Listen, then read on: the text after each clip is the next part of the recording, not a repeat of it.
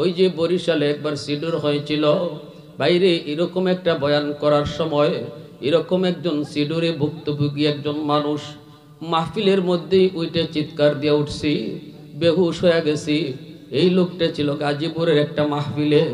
বাইরে যুবক লোকটায় তখন কান্দে আর এই কথাই কইছিল, হাসরের মাঠে কেউ যে কারো আপন হবে না।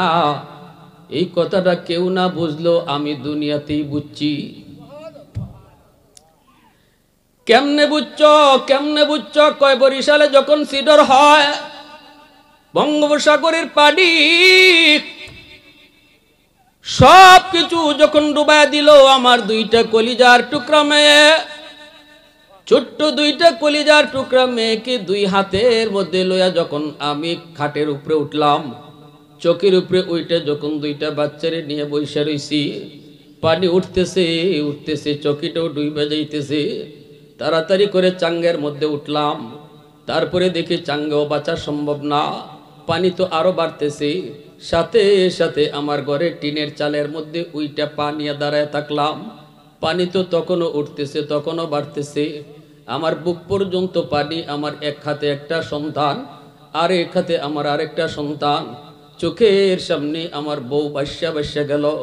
বউটা শুধু ডাইকে ডেকে কইছিল, স্বামী একটু সাহায্য করো। কিন্তু আমি দেখছি সাহায্য করতে গেলে আমি নিজেও মরব। চোখের সামনে বউ ভাইসা গেল পানিতে, একটু তার প্রতি তারে আমি সাহায্য করতে পারলাম না।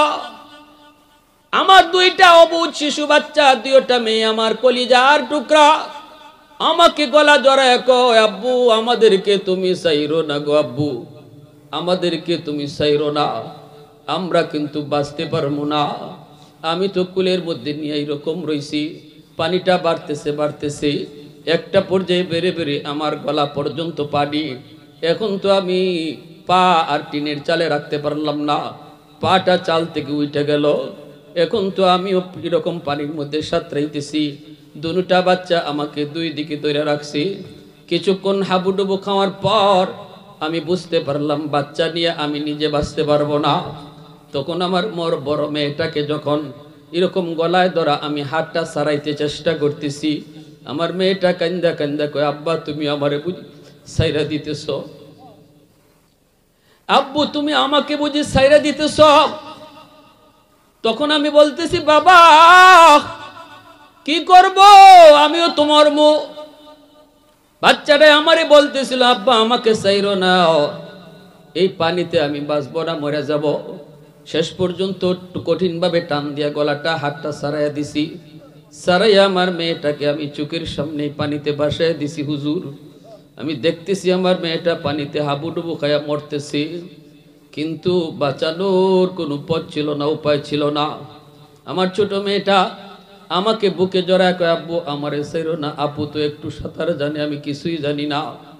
এই ছোট মেয়েটাকে নিয়ে আমি এবার একটু সাঁতার কাটতেছি, একটু হাবুডুবু খাইতেছি, কিন্তু একটু পরে দেখলাম এই ছোট্ট মেয়েটার ওজনটাও আমার কাছে অনেক বেশি ভারী লাগতেছে, আমি এখনো ডুবে মরে যাব। ছোট মেয়েটা আমার গলা ছাড়েই না, কামড় দিয়া তার হাতটা ছাড়াই দিছি। নিজের জানের মায়া, আল্লাহ যে বলেছে হাসরের ময়দান এত ভয়ঙ্কর, এত ভয়ঙ্কর, কেউ কারো প্রতি মায়া দেখাবে না, কারণ ওই কঠিন বিপদের সময় কারো প্রতি মায়া থাকে না। সবাই শুধু নিজে বাঁচার জন্য ইয়া নফসি ইয়া নফসি ইয়া নফসি বলবে। হুজুর আমার এখনো মনে আছে, আমার ওই ছোট্ট মেয়েটার হাতটা কামড় দিয়ে আমি সারাই দিছি। চোখের সামনে আমার ছোট্ট মেয়েটা, সেও পানিতে ডুইবে ডুইবে মরল, কিন্তু কোনো উপায় ছিল না। আমার বুঝ হয়ে গেছে, দুনিয়ার জমিনে এত কলিজার টুকরা সন্তানকে যদি আমি নিজের বাঁচার জন্য পানিতে ডুবতে দেখলাম, হাসরের মাঠে আল্লাহ যে বলছে এটা যে হবে আমার, আর কেউ বিশ্বাস না করলো আমার বুঝ হয়ে গেছে। এজন্য এত আদরের কলিজার টুকরা সন্তান, এত আদরের বউ, যদি তাদেরকে আমার আল্লাহর মর্জি মতো না চালাও, এই কলিজার টুকরা সন্তান হাসরের মাঠে তোমার জন্য বিপদের কারণ হবে। হাসরের মাঠে তোমার স্ত্রী তোমার জন্য বিপদের কারণ হয়ে যাবে। যুবক, বলি এজন্য সন্তানটারে আল্লাহর পরিচয় শিখাও। ওই যে বাবা লোকমান হাকিম সন্তানকে বলতেছে, ইয়া বুনাইয়া, ও আমার কলিজার টুকরা সন্তান। এই জায়গার মধ্যে আল্লাহ পাক সন্তানকে যখন আল্লাহর পরিচয় তুমি আমি শিখাইব, কেমনে শিখাইব, কোন ভাষায় শিখাইব, ভাষাটাও আল্লাহ শিক্ষা দিয়েছেন। সন্তানকে যখন নামাজের কথা তুমি বলবা, সন্তানকে যখন কালেমা শিখাইবা, সন্তানকে যখন আল্লাহর পরিচয় শিখাইবা, আদর করে করে তুমি তারে ডাকবা, বাজান আয় একটু আয় বাবার কাছে বল, বাজান আয় একটু আব্বুর কাছে আয়, আয় বাজান আব্বুর সাথে নামাজে আয়, এ বেটা নামাজে চল, এ বেটা হারামি, এ বেটা গোলাম, এভাবে গালি দিয়া তারে নামাজের কথা বলতে আল্লাহ নিষেধ করেছে। আল্লাহ পাক ভাষাটা শিখাইতেছে। লোকমান হাকিম তার সন্তানকে এ বেটা আয় দিকে আয় এভাবে ডাক দেয় নাই, ডাক দিয়েছে ইয়া বুনাইয়া, ও আমার কলিজার টুকরা সন্তান, আয় আল্লাহর পরিচয় শিখে যা। যেরকম সুবহানাল্লাহ। লা তুশরিক বিল্লাহ ইন্নাশ শিরকা লাযুলমুন আযীম। আল্লাহর সাথে কাউকে শরীক করো না। আল্লাহর পরিচয় এখানে বাবা তার সন্তানকে শিখাইতেছে। এজন্য মনে রাখবা বাবা, সন্তানের জন্য বাপ মা হলো সর্বপ্রথম শিক্ষক, ঘর হলো তার সর্বপ্রথম বিদ্যালয়। বাপ মা তার এই শিশুকালে যা শিখাইবে সন্তান তাই শিখবে। বাপ মা সন্তানকে যা দেখাইবে তাই কিন্তু শিখবে। ঘরটাকে নামাজের ঘর বানাও, ঘরটাকে ধর্মীয় শিক্ষার ঘর বানাও, প্রতিটা ঘরকে মক্তব বানায় নাও। এই ঘরের মধ্যে কোরআন তেলাওয়াতের আওয়াজ চালু করো। সন্তান যদি ভুল করে ভুলটা শিখাও। খানা খাইতে বসলে পরে ডান হাতে খানা খাইতে হয়, সন্তানরে বাবায় শিখাও। খানা খাইতে বসলে পরে বিসমিল্লাহ বলতে হয় বাবা মা তারে সন্তানরে শিখাও। ঠিক কিনা? হ্যাঁ, হাত ধুইতে হয়, দুই হাত ধুইয়া খানা খাইতে হয়, শুধু এক হাত না, দুই হাত দেওয়া সুন্নত। সন্তানরে শিখাও। মাথা একটু বিপরে খানা খাইতে হয়, সন্তানরে শিখাও। সন্তানের সামনে তুমি এভাবে খাও, সন্তান শিখে নিবে। অনেক কিছুই সন্তানকে বলতে হয় না, বাপ মা যা করে সন্তান দেইকা দেইকা তা শিখে। ঠিক কিনা? মা যদি সন্তানের সামনে নামাজ পড়ে সন্তান অটো নামাজি হয়। ছোট্ট বাচ্চাটা মার সাথে নামাজে দাঁড়ায় যায়, বলতে হয় না। দেখবা ছোট বাচ্চাটাও ছোট্ট এরকম যায় নামাজের মুসল্লা খুঁজে। মা যদি ওড়না পরে সব সময় মাথায় কাপড় পরে, ছোট্ট মেয়েটা তখন ওড়না পরা শিখে যায়। ঠিক কিনা? বলতে হয় না, শিখে যায়। এজন্য শিশু বাচ্চাদেরকে সালাম করা শিখাও।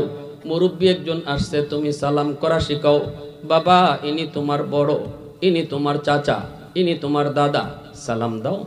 বলো আসসালামু আলাইকুম ওয়া রাহমাতুল্লাহ। সন্তানকে শিখাও। সন্তানে কইব আব্বা সালাম দিলে কি হয়? বলে আল্লাহ খুশি হয়।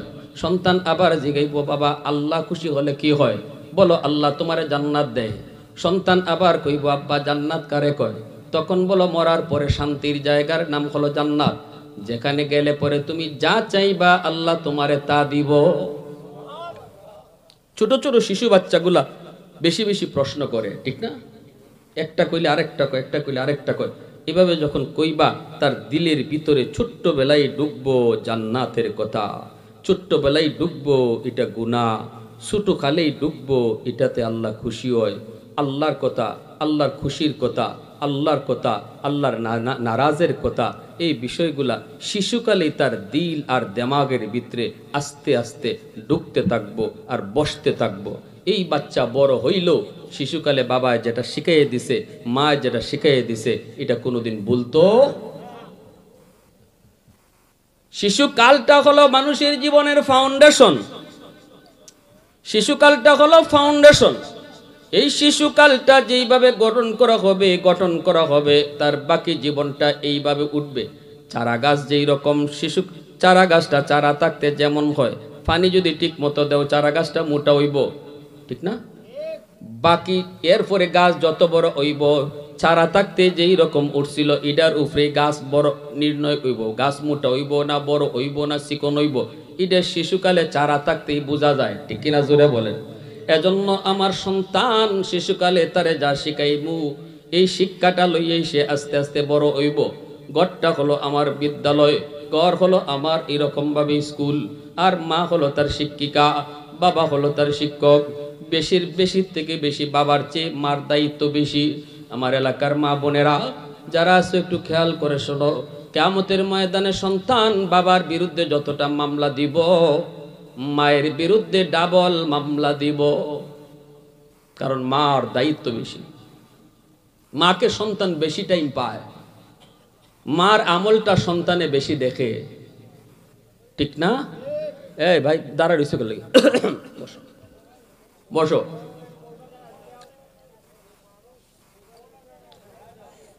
লা ইলাহা ইল্লাল্লাহ, জোরে।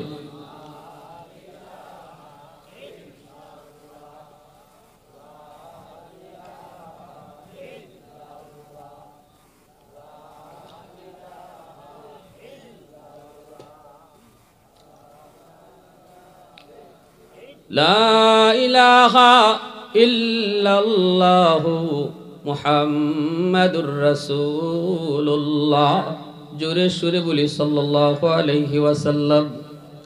এজন্য আমার ভাইরা বন্ধুরা বলতেছিলাম একটু মনোযোগ। মার ব্যাপারে আল্লাহর নবী বলেন, আল মারআতু রাইয়াতুন আলা বাইতি যাওজিহা ওয়া ওয়ালাদিহি। আইন এই হযরত নিয়ে আসেন। আরে না, একটু বসে তাহলে সমস্যা নেই। আচ্ছা চা খাই তাহলে 5 মিনিট চা খাওয়াই নো। হাদিসটা লক্ষ্য করে শুনেন, এদিকে একটু মনোযোগ দেন। আমি খুব কম সময় নিয়ে আইছি, আসলে বয়ান লম্বা চূড়ার প্রয়োজন নাই। যদি 10 মিনিটও আমি কথাটা একটু বুঝে ফেলি, এটাই তো বয়ান, ঠিক না ভাই? আমলের জন্য এটাই যথেষ্ট। যে কথাটা বলতেছিলাম, আমরা যারা এখানে হয় বাবা নতবা বাবা হব, হইছি অথবা হব, আমাদের বাবা হিসাবে মা বোনেরা যারা শুনতেছে, কেউ মা হইছে কেউ মা হবে, আমাদের দায়িত্বটা একটু বোঝা দরকার আসেনি না নাই? কারণ গন্ডগোল কোন জায়গায় এটা বুঝতে হইব। সমস্যা যেখানে এখানে চিকিৎসা। আগুন লাগছে শেরপুর, পানি দেই ফরিদপুর। হ্যাঁ, আগুন লাগছে শেরপুর, পানি লয়ে যায় বঙ্গোপসাগরের পানি সব যদি ফরিদপুর ফালাই দিতে নি আগুন নিব। এজন্য গন্ডগোল কোথায় এটা বুঝো। কেন আজকে আমার সন্তান আমার কথা শুনে না, বেলাইনে বেফতে যাইতেছে, আমি মায় কানতেছি বাবায় কানতেছি, গন্ডগোল কোথায়? গোড়ায় গন্ডগোল লাগাই রাখছি আমরা। আল মারআতু রাইয়াতুন আলা বাইতি যাওজিহা ওয়া ওয়ালাদিহি, নবীজি বলেন একজন মাকে হাসরের ময়দানে আল্লাহ পাক জিজ্ঞেস করব তার স্বামীর সংসারের ব্যাপারে, স্বামীর মালামালের হেফাজত তুমি করছো নি? এরপরে আল্লাহ কইব স্বামীর সন্তানগুলার দেখশন, লেখাপড়া, বড় হওয়া, খাওয়া দাওয়া, শিক্ষা দীক্ষা, এগুলার ব্যাপারে তুমি মা কদ্দুর দায়িত্ব আদায় করেছো? এটা আল্লাহ মারে জিজ্ঞেস করব। কারণ বাবা আওয়ারও থাকে সারাদিন, বাবা দোকানও থাকে সারাদিন, বাবা গাড়ির থাকে সারাদিন, সারাদিন বাচ্চায় দেখছে মারে, সারাদিন বাচ্চায় পাইছে মারে, ঠিক না? মা কি করছে এটা সন্তানে বেশি দেখছে। মা যদি বেপরদায় চলে, মা যদি দেখে পরপুরুষের সাথে কথা কয়, মা যদি দেখে আরেক ঘরে গিয়া গফ পড়ে, সন্তানেও এটা দেখছে, সারাদিন এটাই দেখছে, ঠিক না?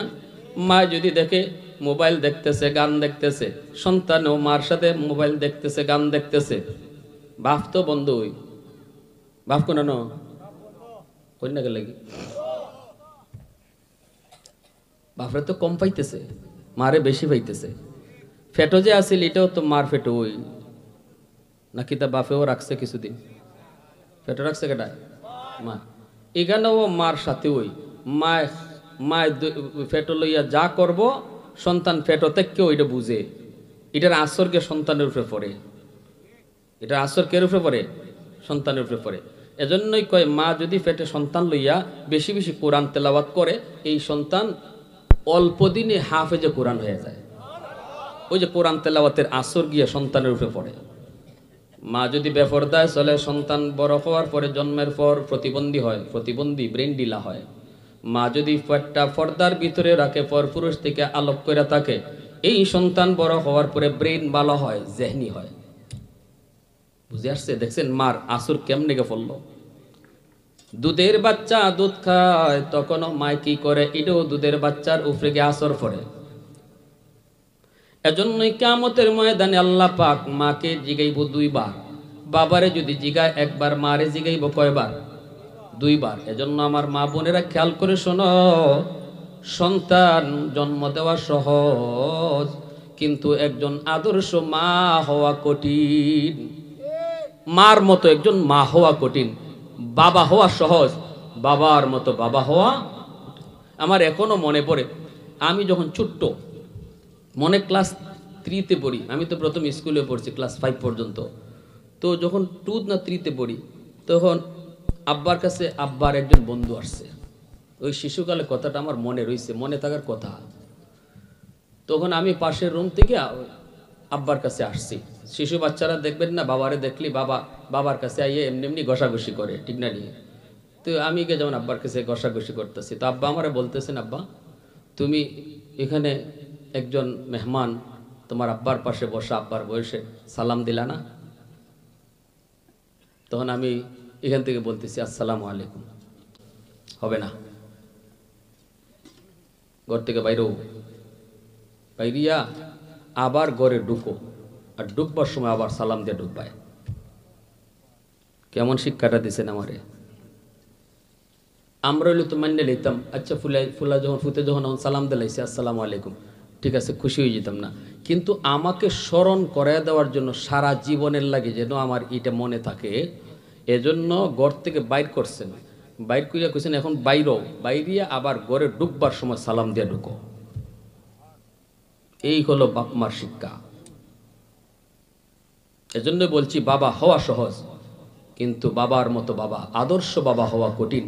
মা হওয়াও সহজ, একজন মার মতো মা, আদর্শ মা হওয়া কঠিন। আমি যদি একজন আদর্শ বাবা হই, তবেই তো আমার সন্তান আদর্শ সন্তান হবে। আমি যদি একজন আদর্শ মা হই, তবেই তো আমার সন্তান আদর্শ মা হবে না? এজন্য আমার ভাইরা বন্ধুরা বলতেছিলাম, এই মেহমানের নিয়ে আসো। একজন মা, একজন বাবা, ওই লোকমান হাকিমের উপরে আল্লাহ এত খুশি হইছে। এজন্য বলি আমার সন্তানকে আমি দিন শিখাবো, সন্তানকে কি শিখাবো, সন্তানকে কই পড়ালেখা করাবো, এটা সন্তানের ব্যাপারে সিদ্ধান্ত নিবে বাপ মা। বাপ মা যদি সিদ্ধান্ত সঠিক হয়, সন্তানের ভবিষ্যৎ আলোকিত। বাপ মার সিদ্ধান্ত যদি রং হয়, সন্তানের ভবিষ্যৎ অন্ধকার। বলি না আপনি সবাইরে আলেম বানান, বলি না আপনার সন্তানকে মুফতি সাহেব বানান, আপনার সন্তানকে ডাক্তার বানাবেন, ইঞ্জিনিয়ার বানাবেন, জজ বানাবেন, ব্যারিস্টার বানাবেন, অসুবিধা নাই। কিন্তু বলবো তার শিশুকালের শিক্ষাটা তারে ধর্মীয় শিক্ষায় বড় করেন। কারণ ডাক্তার হওয়া বড় পরিচয় নয়, সবচেয়ে বড় পরিচয় হলো আমার সন্তান মুসলমানের সন্তান। এজন্য তারে মুসলমানে শিখাইতে হবে। ঘরেই মুসলমানি পরিবেশে বড় করো। বিসমিল্লাহ শিখাও, আলহামদুলিল্লাহ শিখাও, খাওয়ানের দোয়া শিখাও, ঘুমাইবার দোয়া শিখাও, মাথায় টুপি পরা শিখাও। এগুলা ধর্মীয় পরিবেশে বাচ্চাটারে বড় করো। ধর্মীয় চেতনা তার ভিতরে লালন হোক। এরপরে যখন পড়ালেখা করাইবা, তখন একখান মাদ্রাসাত ভর্তি করো। শুরুতে নুরানি মাদ্রাসায় 5 বছর মাদ্রাসায় পড়াও। শিক্ষা জীবনটা আল্লাহর কোরআন দিয়ে শুরু হোক, শিক্ষা জীবনটা ধর্মীয় শিক্ষা দিয়ে শুরু হোক। এরপরে তার হাই স্কুলে দিয়ে দিও, কলেজে দিয়ে দিও। এই 5 বছরে সে আল্লাহর পরিচয় কলজার মধ্যে লইয়া সে হাই স্কুল কলেজে যাবে। বেনামাজি হবে না, আল্লাহর বিরুদ্ধে কথা বলবে না, রসুলের বিরুদ্ধে কথা বলবে না।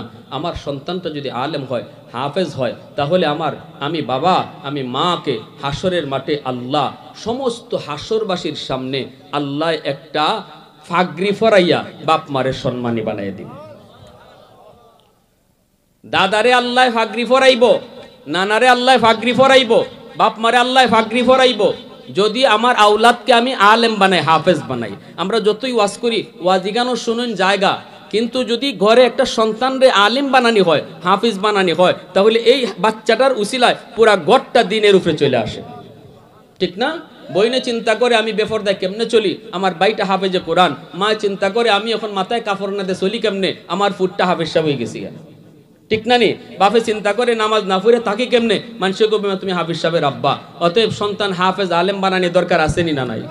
সব পাড়ায় পাড়ায় মাদ্রাসা আছে, আমরা মহল্লায় ওই তো নি। কারা কারা আছে একটু দিল থেকে হাত উঠে আল্লাহরা দেখান। ওই তো নি। আলহামদুলিল্লাহ আমরা মহল্লার ভিতরে অনেক উলামায়ে কেরাম আছেন এখন, আলহামদুলিল্লাহ আলহামদুলিল্লাহ সবাই আমরা চাইতেছি একটা এখন আপনাদের সহযোগিতা। যদি আল্লাহর রহমতে আমরা এলাকাতে একখান মাদ্রাসা হয়ে যায়, তাহলে আল্লাহর রহমতে আমার সন্তানের উসিলায় আল্লাহ পাক আমাকে আমার গোটা ফ্যামিলিকে দ্বীনের পথে নিয়ে আসবে। হাসরের মাঠে আর আল্লাহর আদালতে দাঁড়ানি লাগতো না। আল্লাহ আমাদের সবাইকে কথাটা